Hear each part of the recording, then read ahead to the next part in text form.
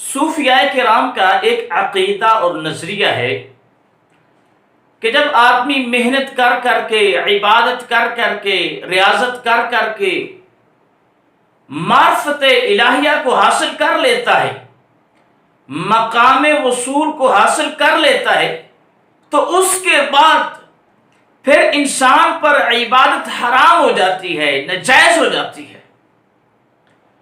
مقام حصول، معرفت الہیہ یعنی عبادت کرتا ہے کہ مجھے اللہ سبحانہ و تعالیٰ کی معرفت حاصل ہو جائے کہ رب کون ہے، اس کی صفات کیا ہیں۔ تو کہتے ہیں کہ جب عبادت کر کے، محنت کر کے، کوشش کر کے انسان کو اللہ تبارک و تعالیٰ کے ولی کو اللہ کی معرفت حاصل ہو جائے، اس کے بعد اب ختم، اب عبادت نہیں کر سکتا۔ اگر عبادت کرے گا تو اس نے اللہ تبارک و تعالیٰ کے ساتھ کفر کیا ہے، شرک کیا ہے۔ امام ابن تیمیہ رحمۃ اللہ علیہ نے اپنی کتاب درء تعارض العقل والنقل، اس کے اندر بھی صوفیاء کا یہ عقیدہ نقل کیا ہے۔ اور اسی طرح ہمارے برصغیر پاک و ہند کے بہت بڑے مشہور اور معروف صوفی سلطان باہو رحمۃ اللہ علیہ، انہوں نے بھی اپنی کتاب توفیق ہدایت کے اندر اس عقیدہ کو نقل کیا ہے۔ آپ فرماتے ہیں کہ من اراد العبادت بعد حصول الوصول فقد کفر واشرک باللہ، کہ جو آدمی مقام وصول کو یعنی معرفت الہیہ کو حاصل کرنے کے بعد عبادت کا ارادہ کرے تو گویا کہ اس نے اللہ تبارک و تعالیٰ کا کفر کیا ہے اور اللہ سبحانہ و تعالیٰ کے ساتھ شرک کیا ہے۔ محترم سامعین و ناظرین کرام، آئیے دیکھتے ہیں دلائل شرعیہ کی روشنی میں کہ یہ عقیدہ کتاب و سنت کی روح سے آیا صحیح ہے یا غلط ہے۔ انسانی تخلیق کا مقصد کیا ہے؟ قرآن مجید فرقان حمید میں اللہ تبارک و تعالی نے ارشاد فرمایا وَمَا خَلَقْتُ الْجِنَّ وَالْإِنسَ إِلَّا لِيَعْبُدُونَ۔ اللہ تبارک و تعالی فرماتے ہیں کہ میں نے جنات کو اور انسانوں کو اپنی عبادت کے لیے پیدا کیا ہے۔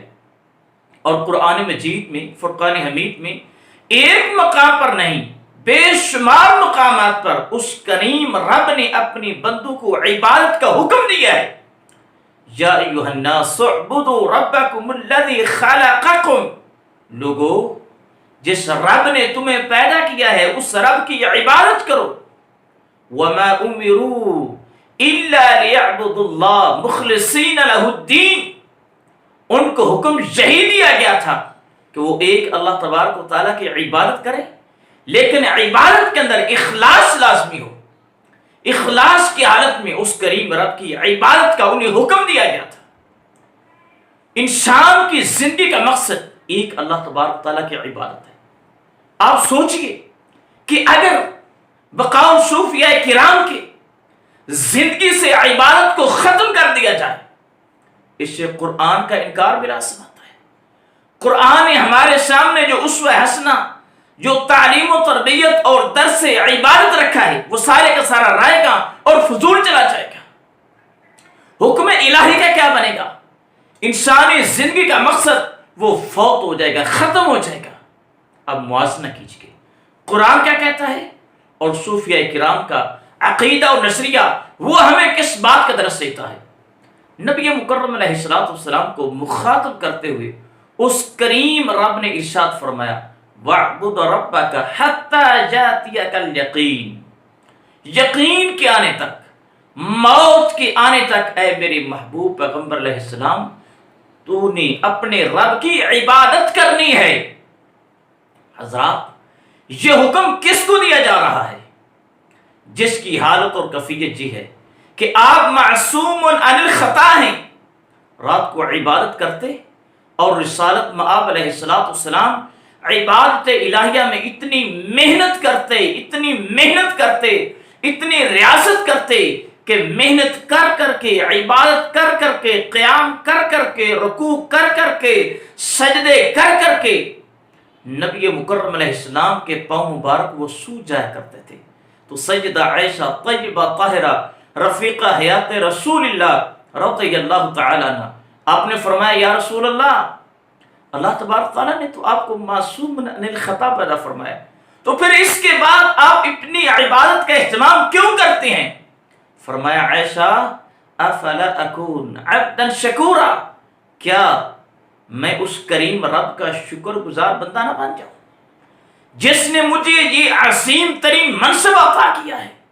اب دیکھیں کہ نبی مکرم علیہ السلام عبادت کے اندر کتنی محنت فرما رہے ہیں، اور وہ روایت بڑی معروف ہے، سرکار دو عالم علیہ السلام جب دنیا سے تشریف لے کے جا رہے تھے نا، تو آپ نے جاتے ہوئے اپنی امت کے لوگوں کو یہی درس دیا تھا، الصلاۃ الصلاۃ الصلاۃ وما ملکت ایمانکم، لوگو اپنے ماتحت بندو غلاموں کا خیال رکھنا، ان کے حقوق کا خیال رکھنا، اور اللہ تبارک تعالیٰ کی عبادت کو ضائع نہ کرنا، اللہ کی عبادت کا دھیان اور خیال رکھنا۔ اب سوچئے کہ نبی مکرم علیہ السلام نے ہمیں کیا درس دیا ہے، اور صوفیہ کرام کا یہ درس ہمارے سامنے کیسا ہے۔ پیارے پیغمبر کی زندگی کیسی تھی؟ عبادت سے معمور تھی یا عبادت سے خالی تھی؟ اور اس کے مقابلہ میں ان لوگوں کا درس ہمارے سامنے وہ کیسا ہے؟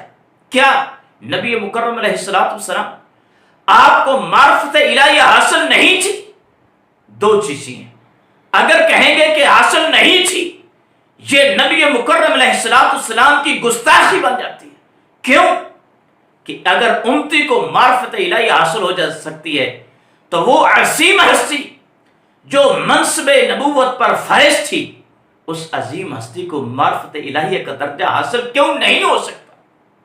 حضرات اگر یہ کہیں کہ نبی مکرم علیہ السلام کو مقام وصول حاصل تھا، حضرات اگر ایک پیغمبر مقام وصول کو پا لینے کے بعد بھی اس کریم رب کی عبادت کو ترک نہیں کرتا، اس کا اہتمام کرتا ہے، پھر امتی کا حق نہیں بنتا کہ لوگوں کے سامنے بے عملی کے عقائد و نظریات کو پروان چڑھائے، بلکہ ایسی باتیں، ایسے عقائد، ایسے نظریات، ایسے دروس، ایسی عبرتیں، ایسی باتیں، ایسی تربیت کی اور نصیحت کی چیزیں رکھے جس سے انسان کی زندگی کے اندر عمل اور عبادت کا نظام اور سلسلہ پیدا ہو سکے۔ حضرات صحابہ کرام رضوان اللہ علیہم اجمعین، وہ اس امت کے سب سے بڑے ولی تھے، اس امت کے سب سے بڑے ولی تھے۔ ایک صحابی دکھا دیں کہ صحابی ہو اور اس کی زندگی عبادت الہیہ سے خالی ہو، کیا حضرات صحابہ کرام کو یہ درجہ حاصل نہ رہا؟ اللہ اکبر، سب سے پہلے اور سب سے بڑے ولی صحابہ کرام، لیکن انہوں نے ایسی باتیں، ایسی تربیت ہمارے سامنے نہیں رکھی۔ اور یاد رکھیں فقہاء حنفیہ میں سے ملا علی قاری نے شرح شفا کے اندر، اور اسی طرح علامہ ابن عابدین شامی حنفی نے اپنے فتاوی کے اندر اس بات کی تردید کی ہے بڑی سختی کے ساتھ کہ صوفیاء کرام کا یہ جو عقیدہ اور نظریہ ہے کہ انسان معرفت الہیہ کا درجہ حاصل کر لینے کے بعد عبادت نہ کرے، عبادت ساقط ہو جاتی ہے، کہتے ہیں کہ یہ عقیدہ، یہ اسلام کا، قرآن کا، حدیث کا، وحی الہی کا یہ عقیدہ نہیں ہے۔ یہ عقیدہ انسان کو گمراہی، تباہی اور بربادی کی طرف لے جاتا ہے۔ اللہ تبارک و تعالی ہمیں اپنی زندگی کے اندر عبادت کا نور پیدا کر